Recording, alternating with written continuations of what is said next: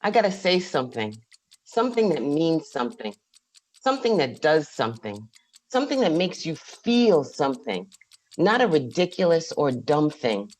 I gotta take a breath. It's so hard to talk about this death, and here's why I feel like I can't. My best thinking says don't rant, don't upset, don't be a threat. It whispers, I'm not smart enough, not today. I'm not black enough in any way. Better thinking comes through. Just shut up and write. That's what I do. Shut up and write, and then talk to you.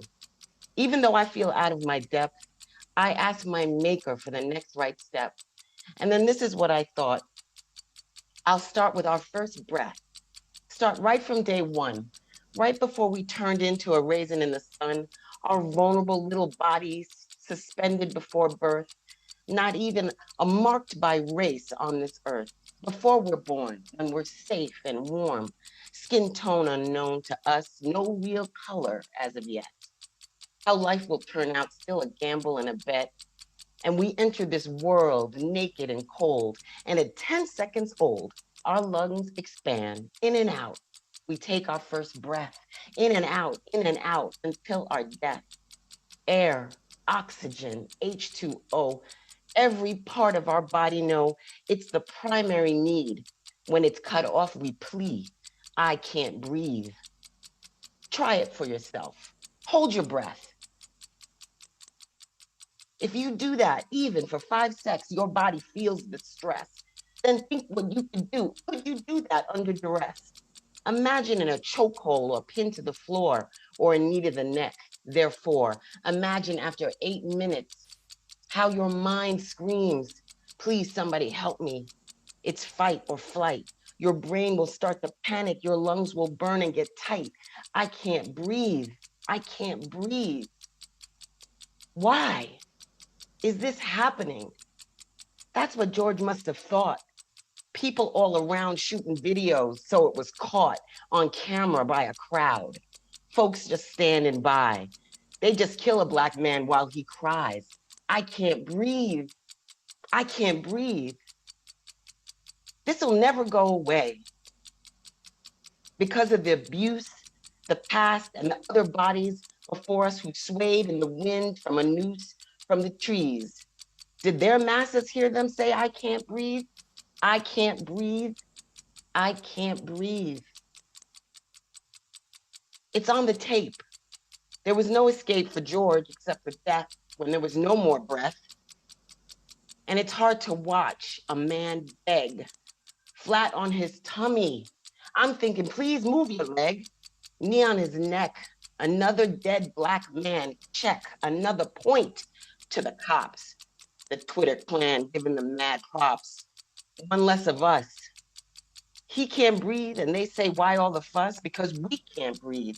Because I can't breathe.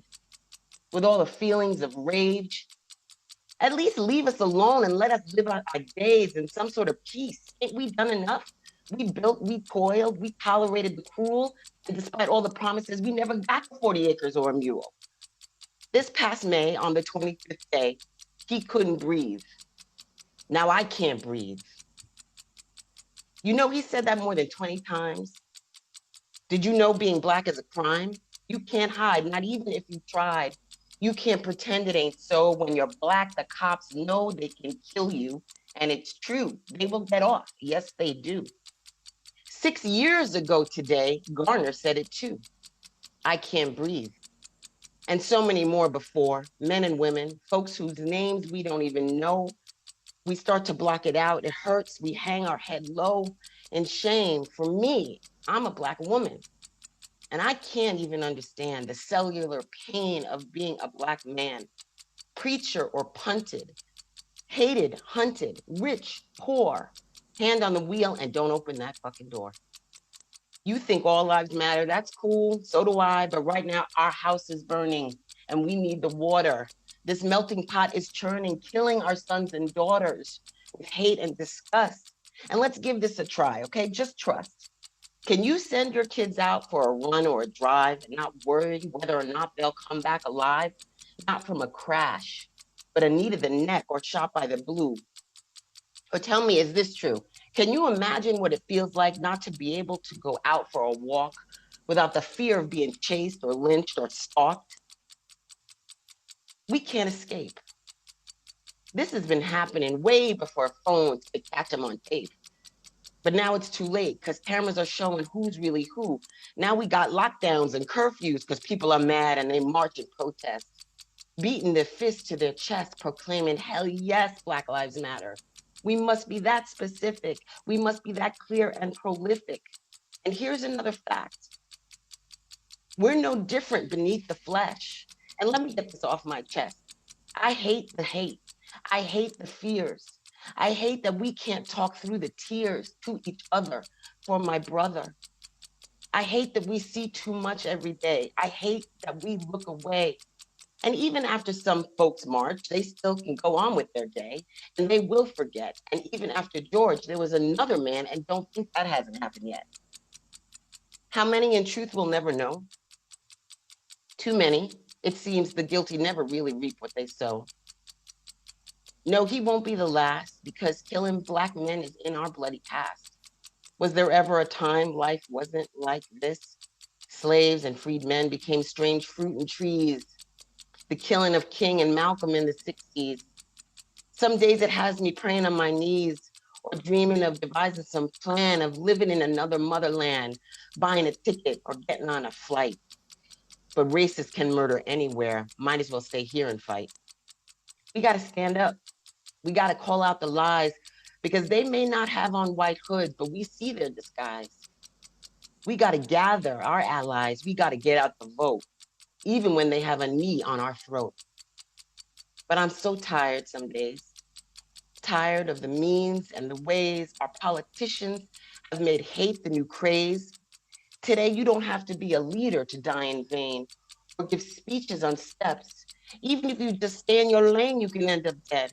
Black men live this fact. They live this dread. They'll kill me. They'll kill me. Do you know that's what George also said? With a knee still on his neck, he closed his eyelids and we all said, Jesus, he's dead. I can't breathe. He can't breathe. We can't breathe. When we watch this video, we watch someone die, be killed, snuffed out. There can be no doubt it was a murder. And they have all been that throughout. And history will show it's not the light we need, but the fire to fight injustice and to inspire people to take action into reaction, out of distraction, out of infractions of the indignity and the abuse. There can be no more excuse. What they are doing to our community, why do they get to kill us with impunity? I challenge you to remember, and at least let it sink, that every time you take a breath, I want you to think of all the life lost, of all the human cost. They're still dying, and I'm just trying. I'll end with this. One of the last things George cried to the cops, tell my kids I love them, I'm dead. That's what he said. Then no more breath, no more begging to be done, none. And they didn't even need a gun. No more in and out, not one.